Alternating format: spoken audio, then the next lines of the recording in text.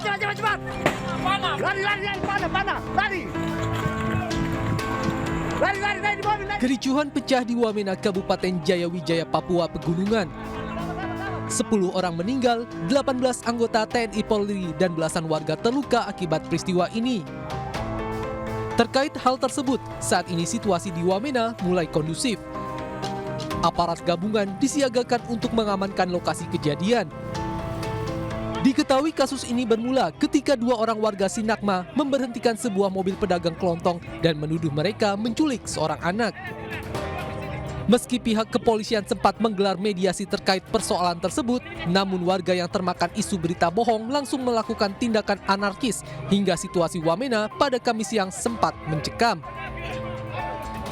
Tetapi memang sebagaimana yang terjadi, saya sudah dilaporkan ke Pak Kapolres ini karena ada yang memprovok sehingga bisa terjadi seperti itu. Tapi ini tentunya bagian harus saya evaluasi. Guna membantu meredam situasi di Wamena, Pemda Jayawijaya telah merangkul para tokoh masyarakat dan agama.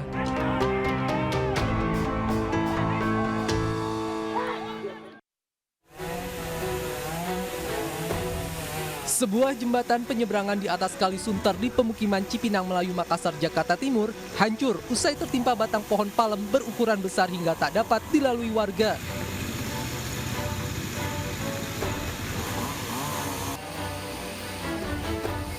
Tak hanya itu, batang pohon juga menimpa bangunan rumah warga hingga hancur di beberapa bagian.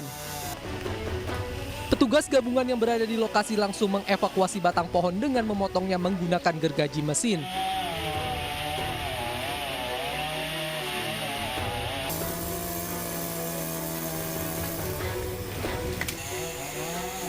Akibatnya, kini sebagian warga terpaksa harus mencari jalur alternatif lain untuk dapat beraktivitas. Ya, pastinya bisa untuk kalau ini, untuk arah ke sini kita berjalan. Nggak ada jalan lain ya, Bu? Ada. Tapi jauh? Lumayan. Oh, berarti susah kalau mau ke sini ya? Iya, harus muter dulu dia. Diketahui sebelumnya 2 pohon palem dan 1 pohon angsana yang berada di bantaran kali tumbang sejak Jumat dini hari tadi. Ketiga pohon berukuran besar tersebut tumbang secara tiba-tiba sebelum adanya angin kencang dan hujan deras.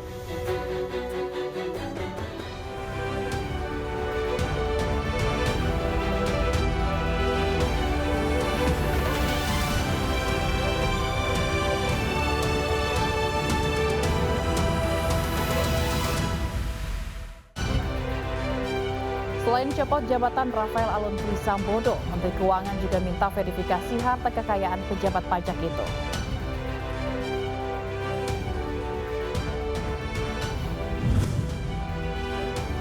Khawatir penyakit penyerta, Kenzi bayi obesitas dirujuk ke RSCM Jakarta.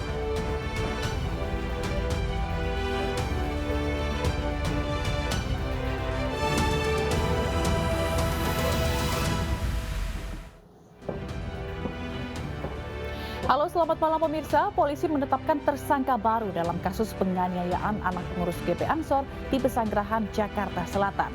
Bersama saya Fazilah Khairnisa, inilah iNews Malam selengkapnya.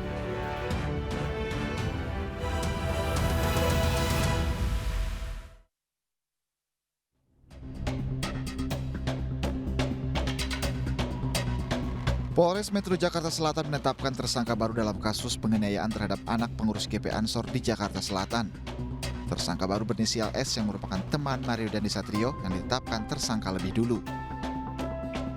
S berperan memprovokasi tersangka Mario Dandisatrio. Di lokasi kejadian, S memprovokasi dan merekam aksi kekerasan yang dilakukan Mario terhadap David sehingga viral di media sosial. Kami telah menetapkan tersangka S dengan menerap pasal persangkaannya adalah pasal 76 huruf C junto pasal 80 Undang-Undang Nomor 35 Tahun 2014 tentang perubahan Undang-Undang Nomor 23 Tahun 2002 tentang perlindungan anak. Karena tersangka S berdasarkan 2 alat bukti dan barang bukti yang sudah kami sita diduga atau disangka melakukan tindakan membiarkan adanya kekerasan terhadap anak berdasarkan kronologis yang sudah kami sampaikan tadi.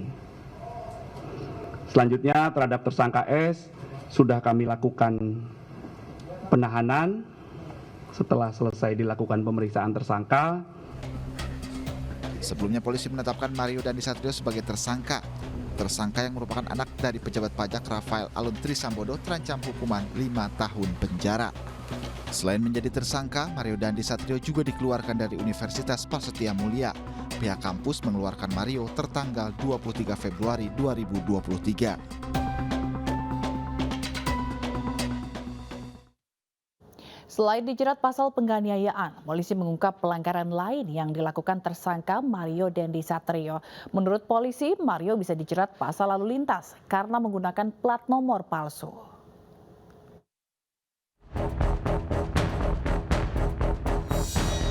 Tersangka penganiayaan anak salah satu pengurus GP Ansor, Mario Dandi Satrio, diprediksi bakal terkena jerat pasal lain dalam kasus penganiayaan David, anak pejabat GP Ansor di kawasan Pesanggerahan, Jakarta Selatan.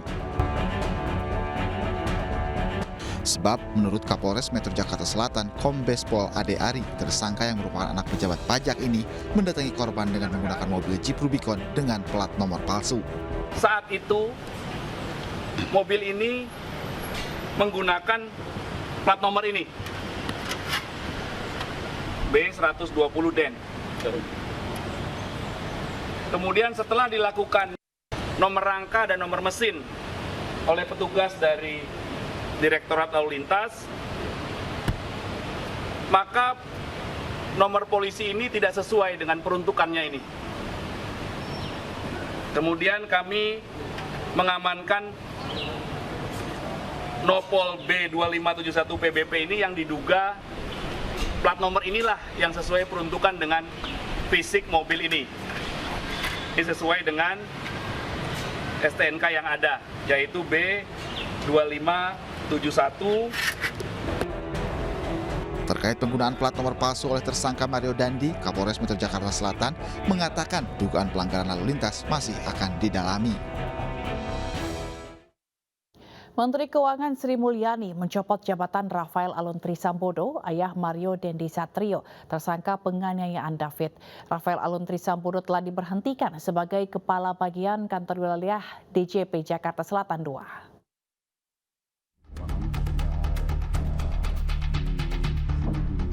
Menteri Keuangan Sri Mulyani mencopot jabatan Rafael Alun Trisambodo sebagai Kepala Bagian Kantor Wilayah DJP Jakarta Selatan II. Sri Mulyani mengatakan pencopotan itu dilakukan untuk memaksimalkan pemeriksaan terhadap Rafael Alun Trisambodo. Dia juga meminta penyelidikan atas pelanggaran disiplin ayah Mario Dandi tersebut. Dasar pencopotannya adalah pasal 31 ayat 1 PP 94 tahun 2021 mengenai disiplin pegawai negeri sipil. Sri Mulyani juga meminta Irjen Kementerian Keuangan memverifikasi aset harta kekayaan dari Rafael Alun Trisambodo. Di dalam rangka untuk Kementerian Keuangan mampu melakukan pemeriksaan, maka mulai hari ini Saudara RAT saya minta untuk dicopot dari tugas dan jabatannya. Dasar pencopotan dari jabatan struktural adalah pasal 31 ayat 1 PP 94 tahun 2021 mengenai disiplin pegawai negeri sipil. Saya minta agar seluruh proses pemeriksaan dilakukan secara detail dan teliti hingga kemudian bisa menetapkan tingkat hukuman disiplin yang kami dapat tetapkan. Sebelumnya, Rafael Alun Trisambodo meminta maaf kepada keluarga David, PBNU, dan GP Ansor atas perbuatan anaknya yang bernama Mario Dandi Satrio. Perbuatan Mario itu membuat anak pengurus GP Ansor masuk ruang ICU. Selain itu, ayah Mario yang merupakan pejabat pajak menyadari perbuatan anaknya salah sehingga merugikan orang lain dan menimbulkan kegaduhan di masyarakat. Ia pun menyatakan akan menghormati proses hukum yang berlaku. Tim Liputan iNews melaporkan. Sementara itu, Menteri Koordinator Bidang Politik, Hukum, dan HAM Mahfud MD menekankan penganiayaan oleh anak pejabat pajak harus ditindak tegas. Mahfud juga meminta KPK untuk memeriksa laporan transaksi keuangan yang mencurigakan milik pejabat pajak tersebut. Laporan kekayaan pejabat pajak Rafael Alun Trisambodo, ayah dari pelaku penganiayaan, ternyata telah dilaporkan ke KPK sejak 2012. Sejumlah transaksi tidak wajar ditemukan Pusat Pelaporan dan Analisis Transaksi Keuangan (PPATK) dalam LHKPN milik Rafael. Menko Polhukam Mahfud MD mendesak KPK memeriksa laporan transaksi keuangan ayah Mario, pejabat kantor pajak yang kekayaannya lebih dari 50 miliar rupiah. Mahfud MD juga meminta anak pejabat pajak tersebut untuk diproses hukum tanpa ada restoratif justice.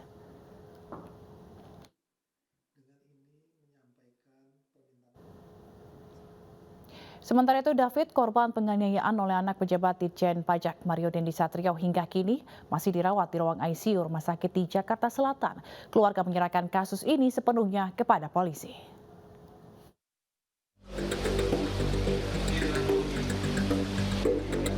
David, korban penganiayaan oleh Mario Dendi Satrio, hingga kini masih dirawat di ruang ICU salah satu rumah sakit di Setiabudi Kuningan, Jakarta Selatan.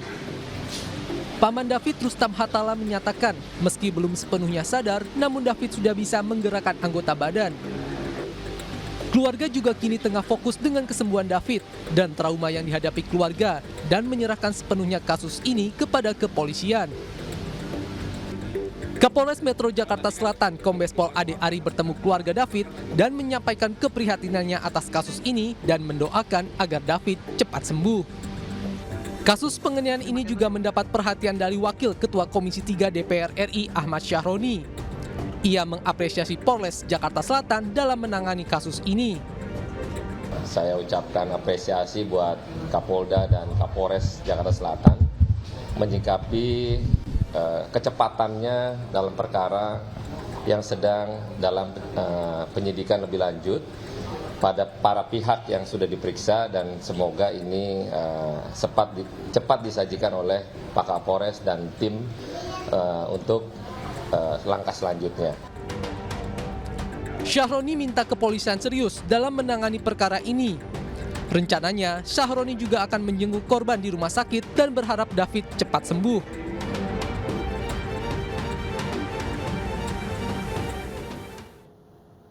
Pemirsa, Yusuf Kala menjenguk Kapolda Jambi yang tengah menjalani perawatan di Rumah Sakit Polri Jakarta.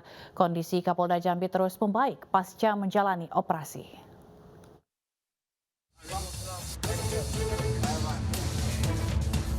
Didampingi Kepala Rumah Sakit, Wakil Presiden Indonesia 2014 hingga 2019 Yusuf Kala mendatangi gedung promoter Rumah Sakit Polri Kramat Jati, Jakarta Timur. Dirinya masuk ke kamar rawat inap untuk melihat perkembangan kondisi Kapolda Jambi Irjen Pol Rusdi Hartono bersama ajudannya yang tengah menjalani perawatan.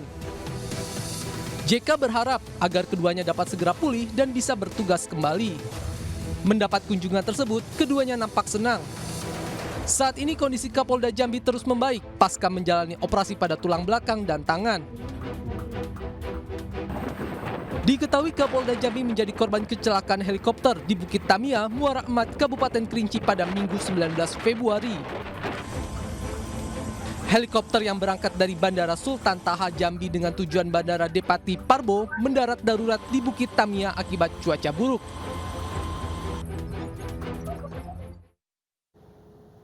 Pipa milik Pertamina di Tanjung Perak, Surabaya, Jawa Timur terbakar. Informasinya usai jeda.